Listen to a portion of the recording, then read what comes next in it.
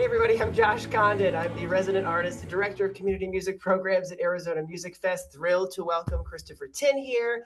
Thrilled to have him here to share about his life, but also specifically the Drop That Contained the Sea, which is part of our Festival Orchestra week under the direction of Bob Moody. I'll be serving as the chorus director, so I'm thrilled to get this sort of firsthand knowledge of the piece, and I'm thrilled that he's willing to share it with all of you guys.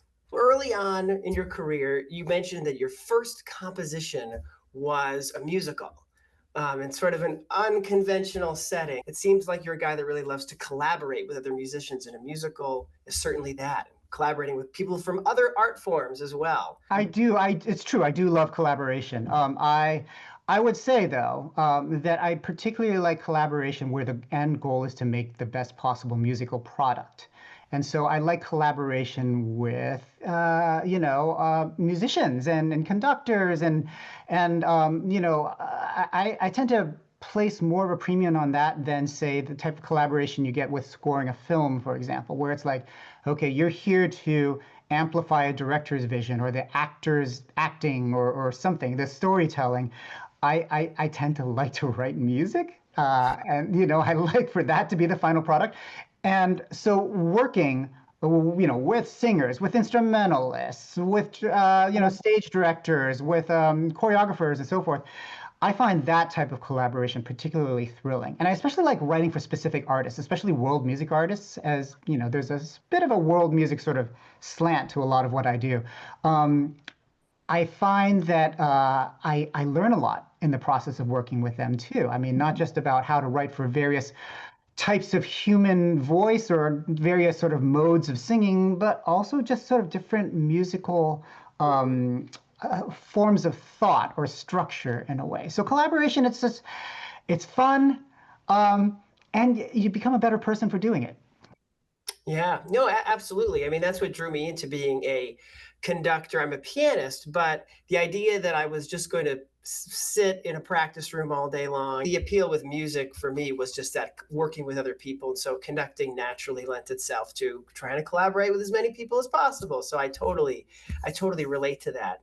I mean, with that being said, though, you've got interests outside of music, right? You double majored in English literature and music composition, and you had an art history minor. So, I mean, clearly you were interested in things outside of music. I like to think of it that like my music degree, it gave me the toolkit in a way, but everything else that I studied, English literature, theater, film history, art history, architecture history, things like that, actually gave me stuff to write about in a way, gave me stuff to compose. It helped shape me as a person, and it helped give me sort of a sense of what I find important in life. I've always been interested in, say, the history of aesthetic thought, and philosophy and how artists engage with the world and world events around them. And I think that's an important part of being a composer. I mean, you can go to school and just be a composer and learn just how to write for instruments, what the latest trends in music are. But really, at the end of the day, if you plug yourself into this long stream of history and sort of understand that you fit in a particular place, in a particular time, and you're part of this stream of history, I mean, it gives you something to write about and a way to engage with the world. Yeah, and when you think about today, I mean, so much of that is composing for film music, for media, for television, like in this particular time of history. And that seemed like a natural fit for you, I guess, coming out of college. So were you always intent on just writing for film specifically, and that branched out, or were you interested in other things from the get-go? I've actually always been interested in other things from the get-go. I mean, the first thing I ever wrote was a musical is because originally I wanted to be a musical theater composer.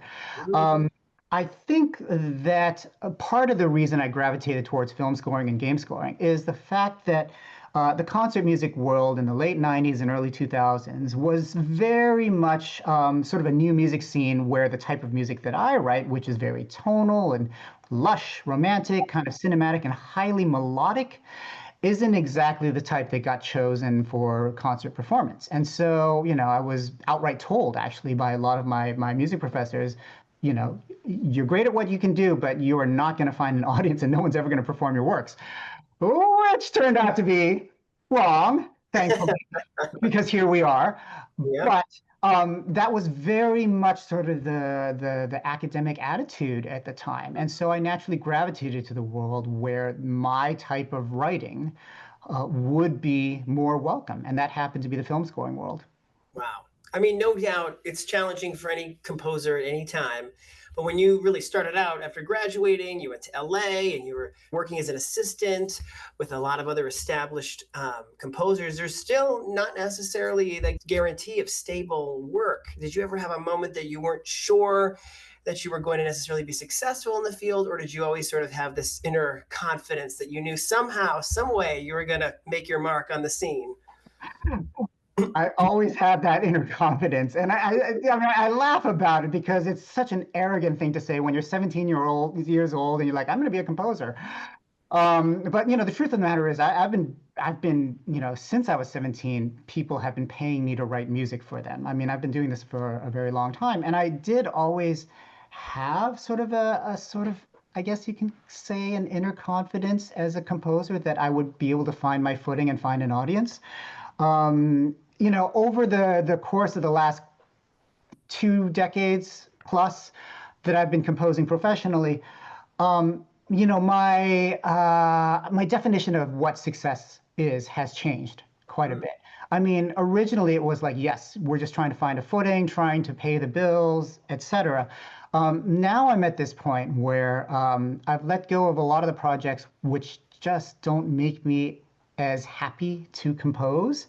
And now that, I have an audience and I have, frankly, a dream gig doing what I've always wanted to do, I can lean into the projects that I want to do a little more. And in recent years, I've expanded to really do those things on the bucket list that I've always wanted to do. Like I'm writing opera now, I'm doing ballet now, I'm writing concerti for soloists, I'm writing orchestral pieces, a lot more choral music is on its way too.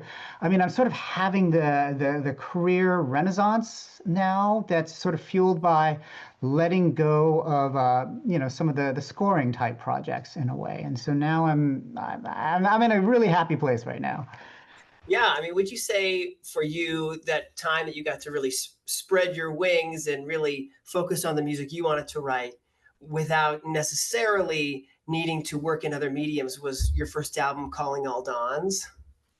Calling All Dawns definitely gave me a taste of that. And let me tell you, once you get a taste of total artistic freedom, you are addicted to that. And after that, sort of, taking notes from ad agencies or directors or trailer agencies or, game developers or whatever, it starts to lose its luster a little bit. And I don't know, I feel like there are a lot of media composers out there that I think can relate, because even if you look at the most highly successful film composers of all time, many of them gravitate towards concert music late in their life, or they go on tour. They just want to have this world where they create music that is theirs to control and that they get to say, this is what I want to put out into the world. And once you get a taste of that artistic freedom, it is really addicting, and it's hard to go back to the other thing.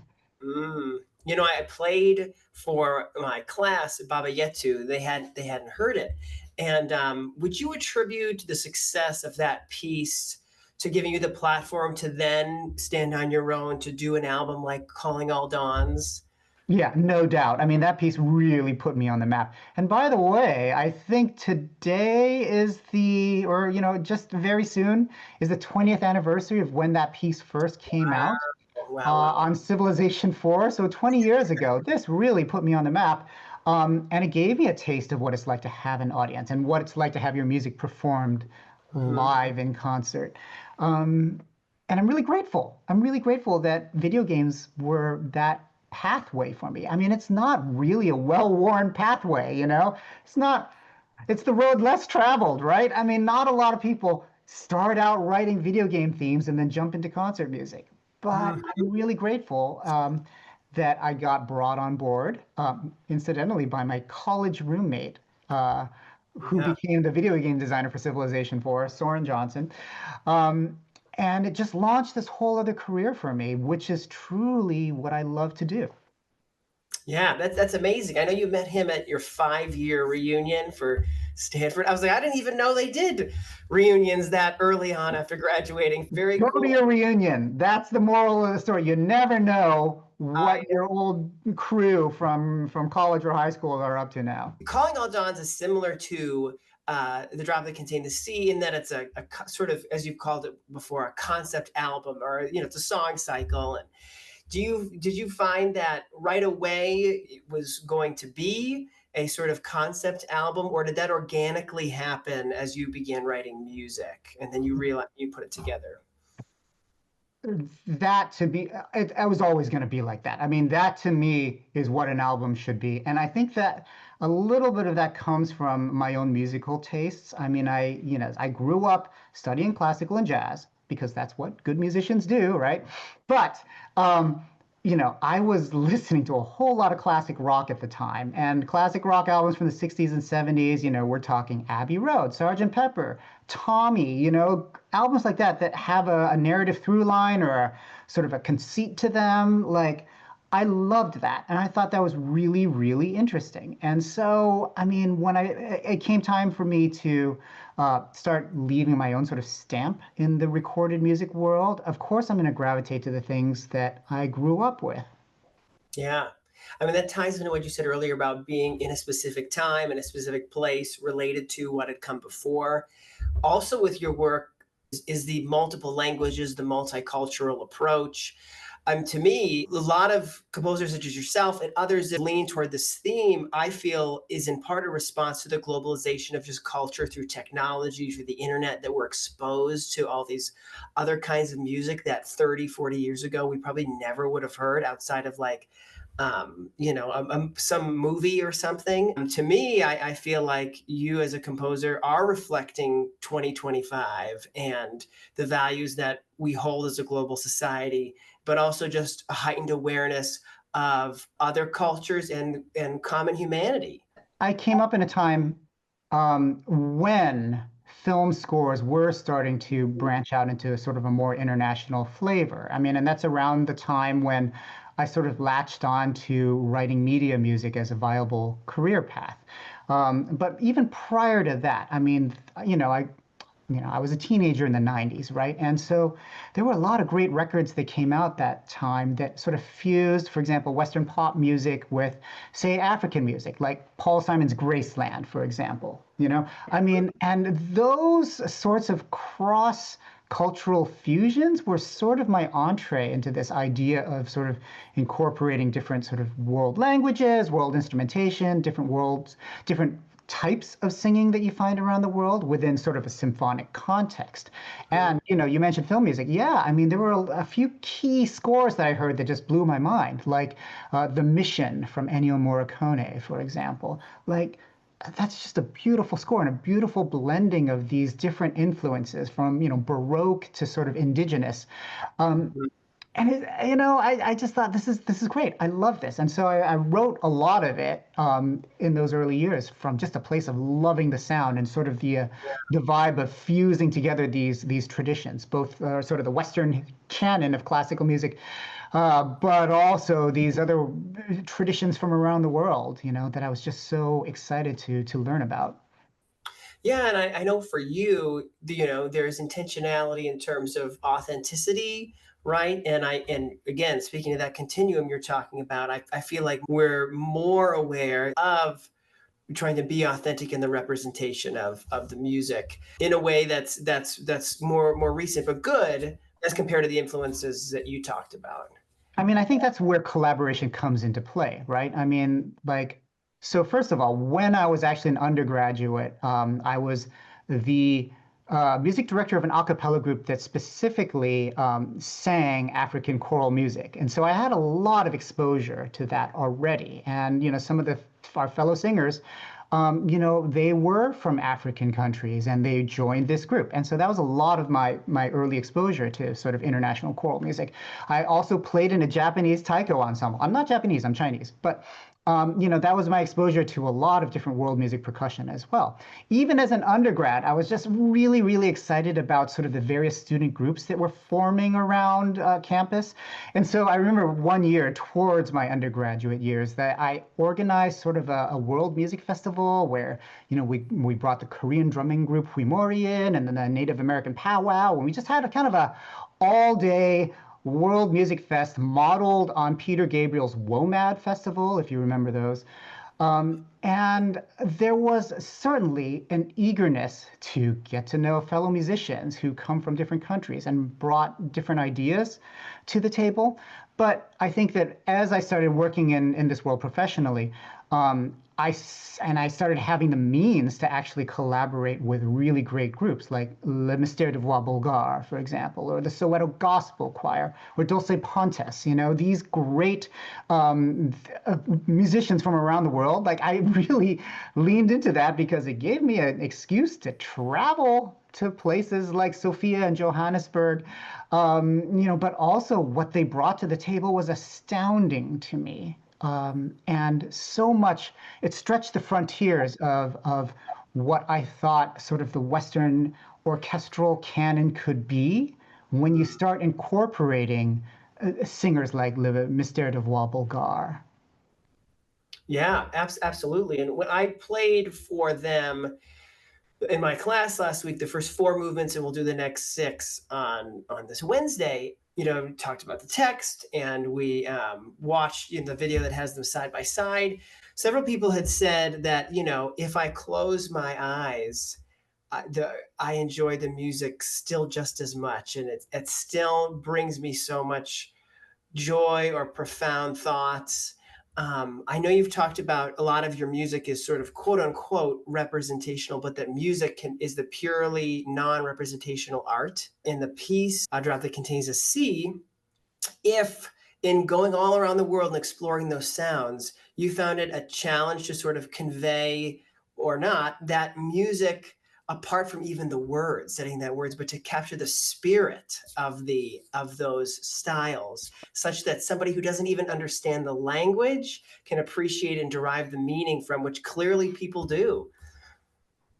I mean, I think that this is where collaboration again comes into play. I mean, when I work with groups like the Soweto Gospel Choir, I leave a little bit of room for them to kind of do their own thing. And there's always a fine line that you walk between, these are the notes that I wrote down. Can you try to sing these? And just do your thing, right? And especially on drop, there are a lot of moments where, it's just like, okay, here you go. Just have at it, and bring something to the table. And I think, musicians love doing that. I mean, musicians love to be able to be themselves in a way.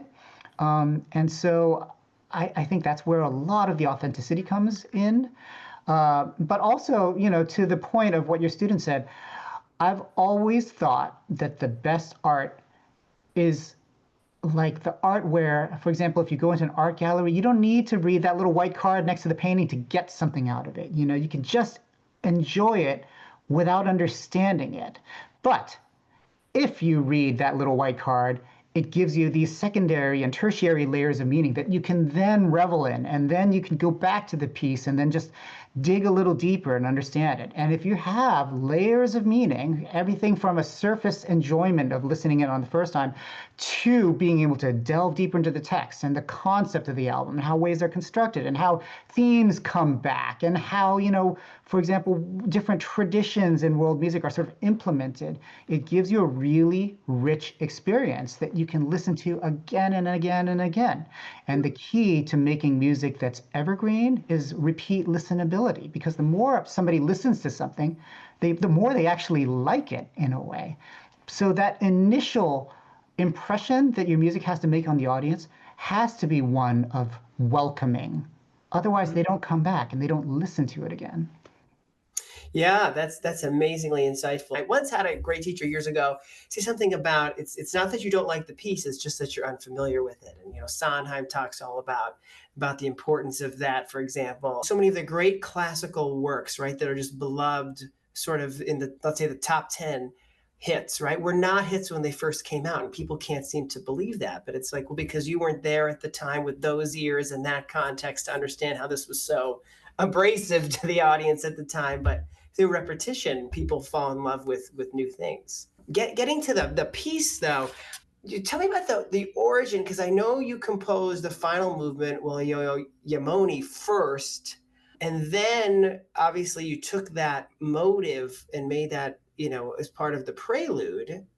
But I don't know if you could kind of speak to how this started and how you sort of constructed each movement as it related to what was the final movement. I think I knew from the very beginning. Well, no, put it this way. I wrote Waloyo Yamani as a commission. And I was very pleased with how that piece turned out. And so I thought, all right, here we go. We're doing another one. And I already knew at the time that I wanted to do a follow-up to Calling All Dawns that was based around the concept of the water cycle. And I'd stumbled across this quote. It's a Sufi quote, which is that in the same way that every drop of water contains the essence of the ocean, inside every human being is the essence of all humanity. And I loved it. And I thought it was perfect.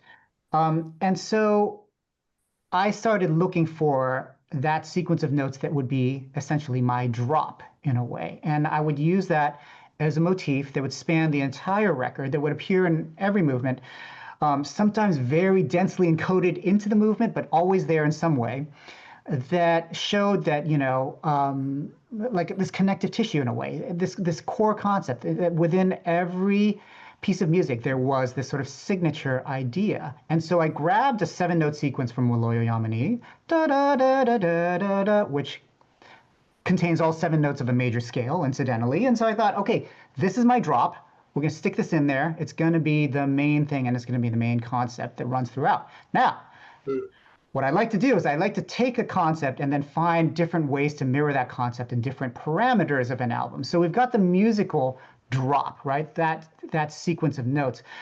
I knew I wanted to do something multilingual. And so what I did is I called another old college friend of mine who was a linguist, and I said, tell me, is there an original language from which, that sort of contains the essence of all other languages? And he said, Chris, you should look at Proto-Indo-European. And after researching it a little, I discovered that it is this reconstructed language that is the essence of almost every other language, from English to Sanskrit.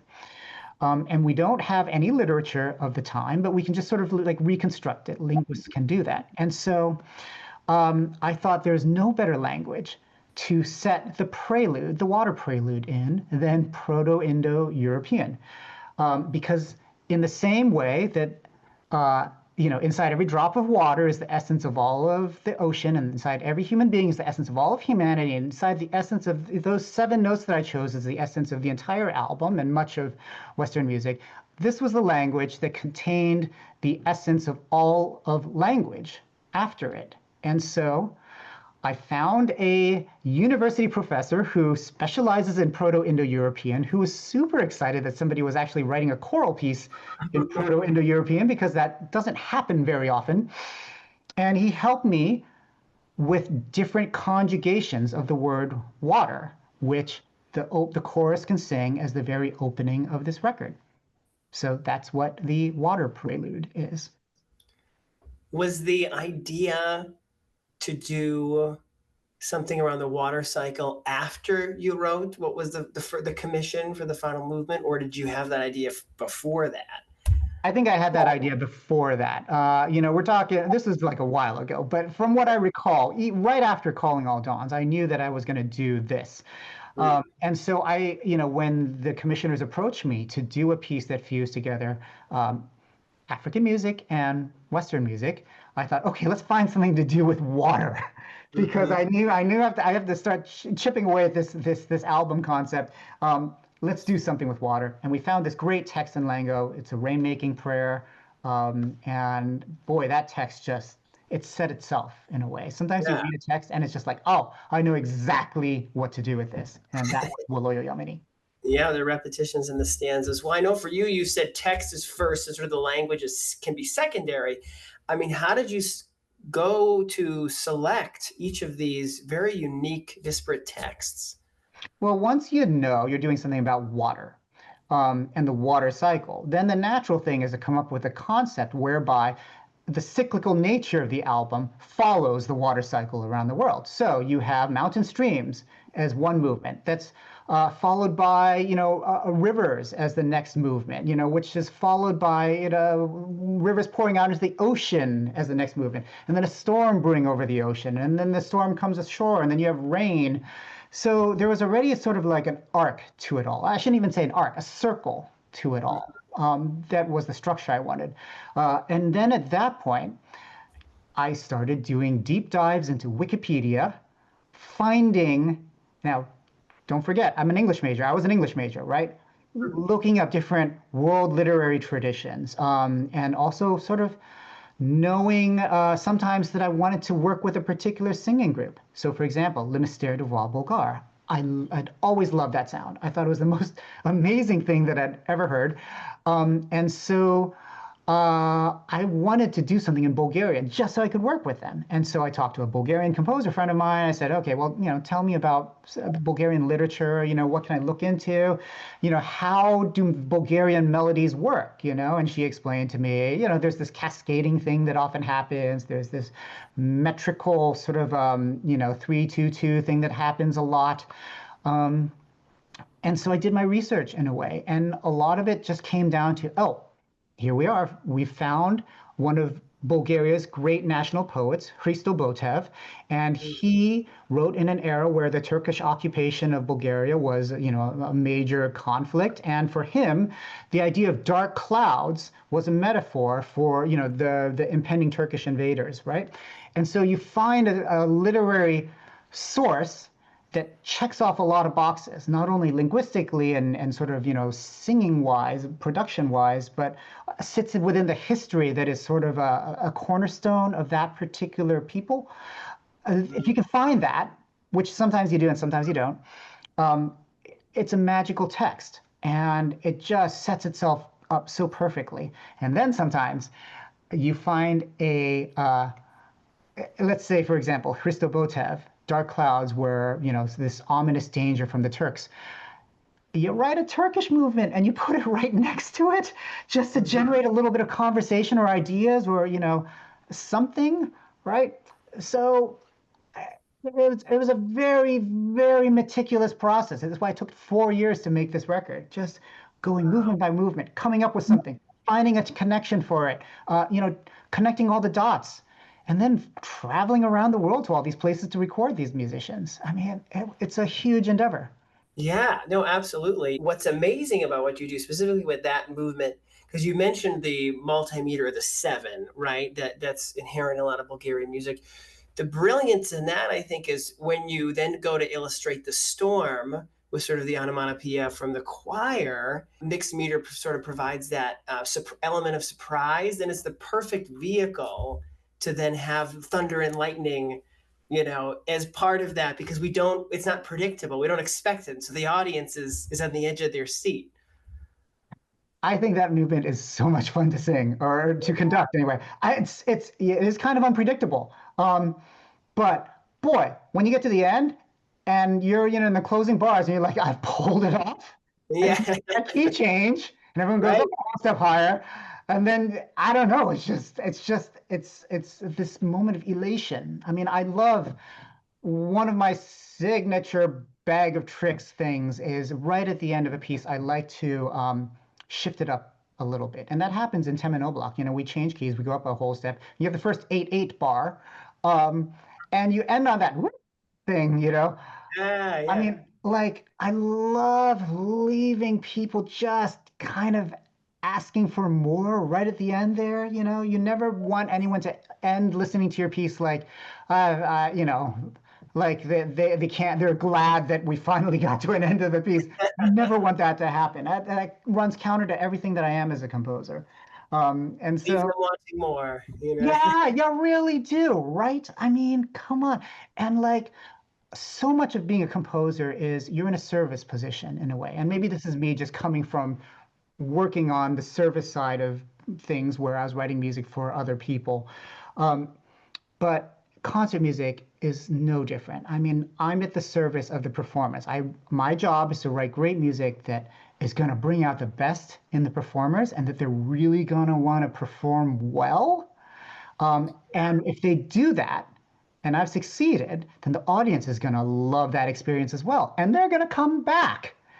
And so, in a way, like, like you talk about like utility music or Gebrauchsmusik, as Paul Hindemith said, right? Like this idea that music has a utility to it. That's how I see the composer's role. Like I'm creating something for you to program, for the singers to sing, for the orchestra to play, to everyone to enjoy, and for the audience to really love. And then, that's the important thing. And once you check that off, then you can get into all the really, really esoteric, important, artistic, intellectual stuff that belongs on that white card next to the painting. And that's where you infuse the meaning. And that's where you infuse the structure and these musical gestures and the deep musicology and all of these other aspects that, you pump into it, right? But at the end of the day, if you have not actually just created a great musical experience for everyone in that room to experience together without even knowing a word of what's being said, then I think you failed. Man, that's so profound, and I agree completely. What comes to mind is even just the beginning of that third movement, right? How many pieces start out that way? You know what I mean? So just to sing that at the beginning is so exciting for singers. At the same time, I can see the clouds. When they sing that, I can see the bright sky and then one ominous cloud, or when you're looking over a mountain range. I have been all over the world. I worked as a cruise ship musician for a lot of years. My goal was to always find the highest point in the town, and I wanted to go to the tallest point and overlook and feel like I've seen and gotten an essence of the country. And I think of those like clouds in Montenegro from far away coming in. I see that so clearly in my mind when I hear the beginning of that movement. And so you somehow captured that so brilliantly. Thanks. You mentioned about the sequence of these. Can you kind of walk us through your thought process by how you ordered each one to tell that? Okay. Let's see here. Okay, so we have the water prelude, which sets out the theme, right? And then Haktangelen Sherbeti is sort of, it explains in a way this Sufi concept that the whole album is structured around. And then we sort of get into the the meat and bones of it, right? That's when we get Dark Clouds is movement 3, so that's about incoming clouds. Iza Ngomso, that I sort of had pegged as the mist movement in a way. And that is actually an American poet translated into Xhosa because it's very hard to find the exact Xhosa poem that you want sometimes. So I reached out to my network of South African friends who helped me out with this one. After that, we have Tsas Narand Uyarna, which is a Mongolian movement. I needed something about snow, basically. And then after that, we have Passou Verão, right? Which is, it's basically a fado, which is a Portuguese sort of tavern style of singing. And it's about mountain streams because, from snow comes mountain streams. After that movement, you have Devipravaha, which is in Sanskrit, and it is about the most holy river in the world, the Ganges River. And it's a setting of the Gangashtakam, which is sort of an ode to the Ganges River, which is this holy river that ascends to heaven. That, by the way, is one of my favorite movements I've ever written, actually, interestingly, Devipravaha. After that, rivers pour into the ocean, and so you have Seirenes. And of course, I was looking into, first of all, I knew I wanted to work with Anonymous 4 again, because those gals are amazing. And secondly, I knew I wanted to write something about the ocean. And who better than to tap into than Homer and the Odyssey and his particular telling of, the Sirens episode of Odysseus's travels. And then after that, we we have to have something kind of epic. So, we get into Hafgangahríðum, which is a setting of the poetic Edda, Norse mythology. And I worked with a great Norwegian chamber choir, Scala Cantorum. They flew in from Norway, actually, to Abbey Road to do this record. Wow, wow. And then we end on Waloyo Yamani, which was, the sort of birthplace of all of this in a way. And that's when, these storms that have gathered, they finally release the rains that drench the earth and bring life back to the earth. And hence we loop the record, and it starts off with the same theme and the same key as we ended on. And there's the whole thing right there. Yeah, that's a beautiful picture that you've given us. Thank you. And for me, the last two, I see this cool dichotomy of respecting the grand power of nature, and then moving into that sort of displaying profound love for nature and water and the rain, that are two sides of the same coin, sort of. Some things that just kind of jump out at me that we haven't already kind of talked about is, at least in the fourth movement, there's a lot of this imagery as birds and rain, as sort of dual meaning. Can you speak to that? I mean, you do such an amazing job of the sense of flight, and I know you go on to write a whole nother cycle about that, but the music, the way the choir sustains, and then you have the high tenor singing the melody in almost an improvisatorial sense, you can't help but get this sense of flight and soaring over. And so can you speak a little bit about the inspiration behind the text's use of birds and rain as sort of one entity? Interestingly, that piece was written on a plane.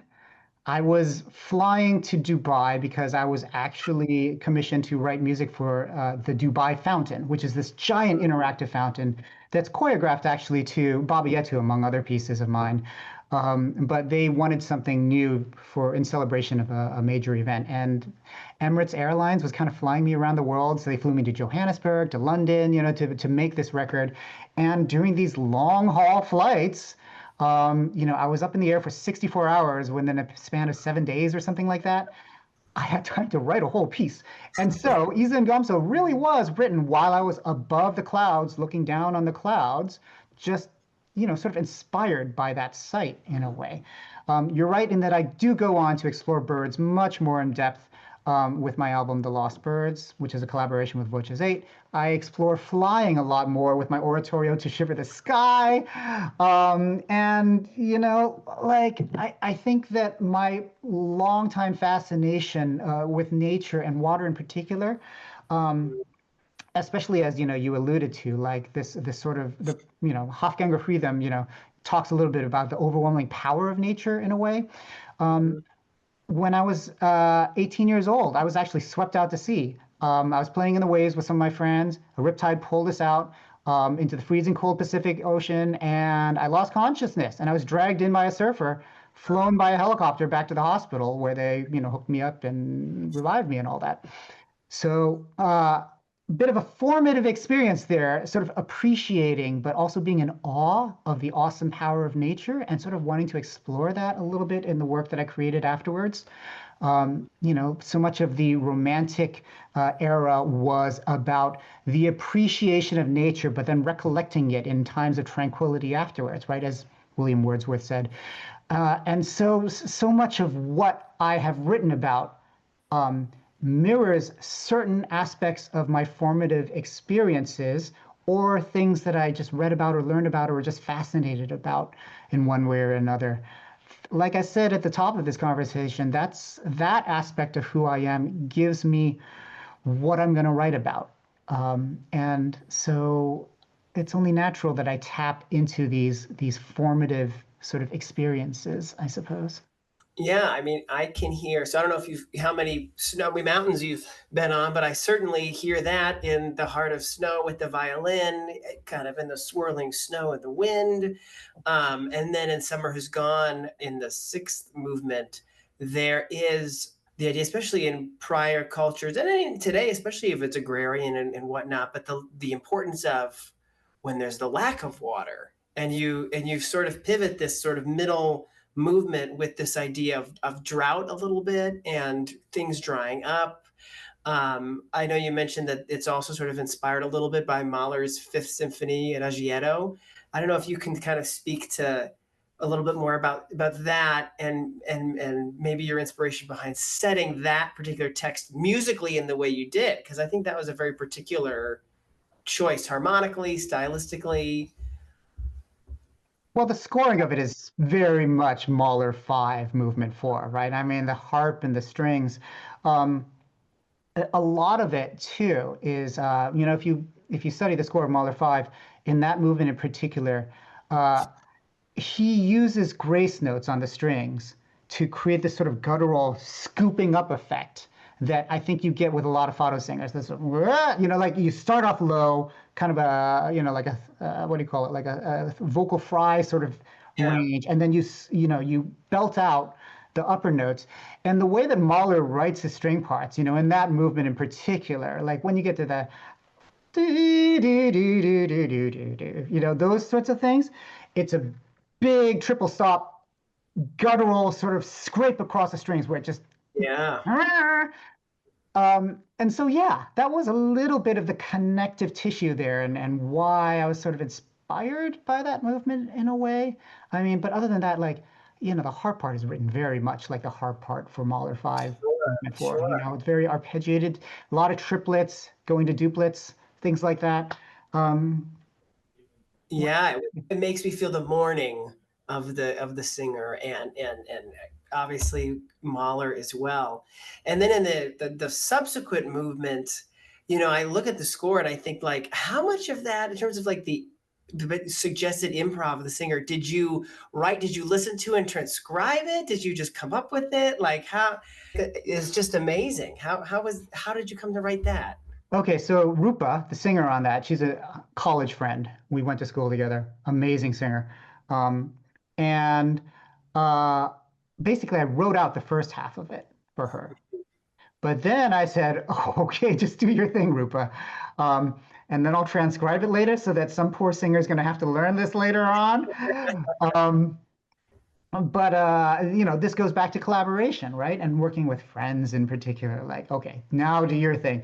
And I think that I actually wrote the string accompaniment before she did her improv line. The swooping, sort of like I'm a fan of jazz arrangers. Like, if you ask me who my sort of favorite role models are in a way, it's a lot of friends of mine who are working jazz arrangers, people like Nan Schwartz, Chris Walden.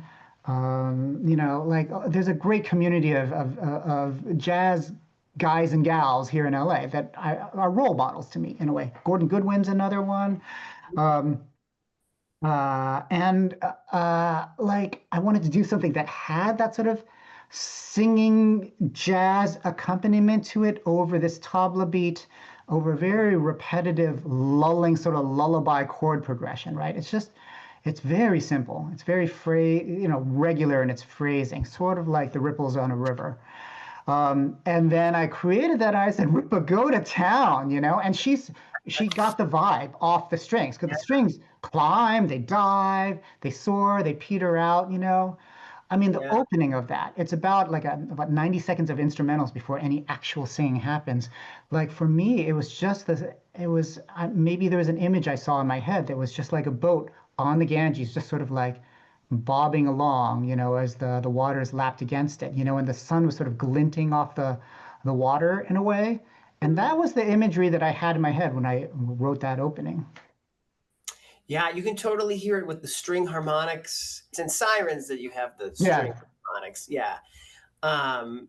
Which then creates like almost a mirage like effect on the water. yeah, same idea, exactly, same idea. Yeah, yeah, it's just brilliant, man. Well, I know you talk about knowing when you've sort of finished a movement. Did you have one that was the hardest to complete? There's always one. I think the one that was the hardest was Tsas Uyarna, actually. I think that one was hard. And I can't pinpoint why. Sometimes it just comes down to text. Sometimes it comes down to the collaboration. I mean, that one was just a hard one to figure out in a way because I had these ideas. I wanted this sort of long song sound, Yeah. long song sound, and I also wanted throat singing. And I had a friend who throat sings really well while playing the frame drum. Wow. And I'm like, how do I incorporate all of this stuff? And sometimes you get bogged down with the weight and the complexity of your own ideas, trying to make things match in a way. You try to take on too much, and it just makes it hard for you. That might have been that movement. You have some brilliant endings, i.e., a couple of those movements where it doesn't even end at all. The end of Devipravaha. It just stops. Yeah. It's so simple. Like I could imagine you sitting there thinking how I'm going to end it. And then the brilliant idea is just like staring you in the face of just stop. Yeah. It's just amazing. So, I mean, thanks. What do you hope audiences take away from this piece? I just enjoy listening to it. I mean, and if you want to delve deeper, there's a lot that I stuck in there. I've talked a lot about it, a lot of the concepts, a lot of the Easter eggs, stuff like that. I shove so much of that stuff in my pieces. Nobody ever catches them. That's okay. It doesn't matter. It's not about that. It's not important that you do that. I mean, in the same way that nobody's going to ever understand the essence of all of humanity or all of history or anything like that, you just try to understand what is important to you and get what is important to you out of it. And that's enough for me. I mean, just enjoy the time that you're sitting in that concert hall listening. And hopefully same for the performers. Enjoy the performance. I mean, I love performing the work. It is a marathon. It is exhausting as a conductor, but oh my goodness, when you get to the end, it feels so good, right? So enjoy it, everyone. What do you feel for anyone going to sing the piece, for anybody going to conduct the piece, let's say, what's something that you really recommend that they have in their minds going into it? Anything that they can do to, as they approach it, what would help them understand it before performing it? Boy, I don't know. I don't necessarily have anything that I think you need to have in mind. I think listen to the melodies, listen to the rhythms. I mean, it's a lot to wrap your head around. There's a lot going on, a lot of languages to learn. It's all there in the recording. I mean, I think you can't hold back when you experience this piece, either as a performer or as an audience member. You just have to buy into it. You have to sing it with gusto. You have to celebrate the rains when they pour at the end. It's not meant to be this sort of precious thing that you hold at arm's length, afraid to love. Music should be embraced and loved by those who perform it and those who listen to it. So have at it. Yeah, and water as sort of a timeless item. Oscar Hammerstein talked about how he always wanted to use nature in his writing because he knew that his songs wouldn't age in the same way. Because whether it's larks or trees, you had that image, no matter what culture, what time period, he felt that his songs would still translate to that community. When you think about water, especially here in Phoenix, as we grow, there's this huge concern about water conservation and about water usage. Do you feel that if the piece has any sort of message, it's tied into our timeless relationship to water? That's certainly where I came from when I was writing the piece. There was sort of an ecological concern about water management. I mean, Los Angeles, we're not exactly the most water-rich part of the world either. And so, yes, there was a bit of a concern for the environment, as there is in much of my work, and sort of a need to urge people towards stewardship. But at the same time, much of the way I approach things, especially in my own music, is I don't want people to ever feel like they're attending a lecture on something or, being hit over the head with a PSA about water conservation or anything. I'm fond of saying that my music will never actually solve any of the world's problems, but maybe it will encourage somebody else who actually can solve the world's problems. I think yes, if people can get a sort of sort of a concern for the environment out of it, great. Or if they just sort of like can get sort of a better sort of appreciation for the international community in which we all live through the different sounds that they hear and the languages that they're hearing, even better. Empathy is just as important of a natural resource as water is. So, I mean, if people can get something out of it, if nothing else, if they can just get the enjoyment of going to a classical music concert out of it and want to buy a season subscription, that's great too. Do that. That sounds perfect.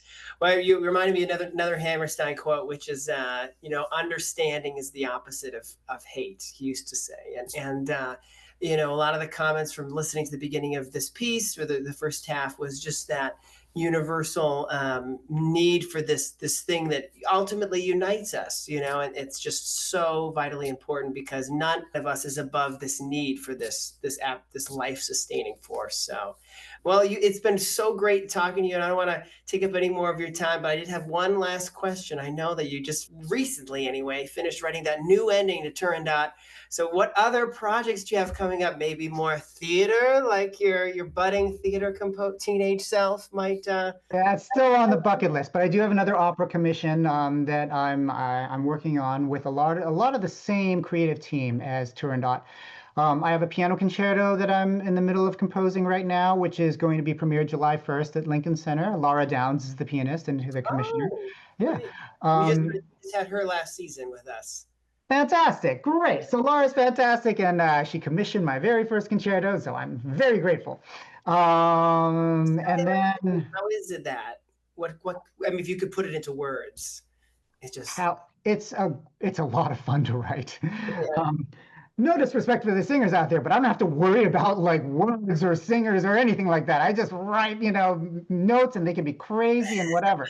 And it's fun. It's fun. Like a certain amount of, musical freedom in a way that comes with this. It's called Pursuit of Happiness, and it's part of a triptych of commissions that Laura has done: Life, Liberty, and the Pursuit of Happiness.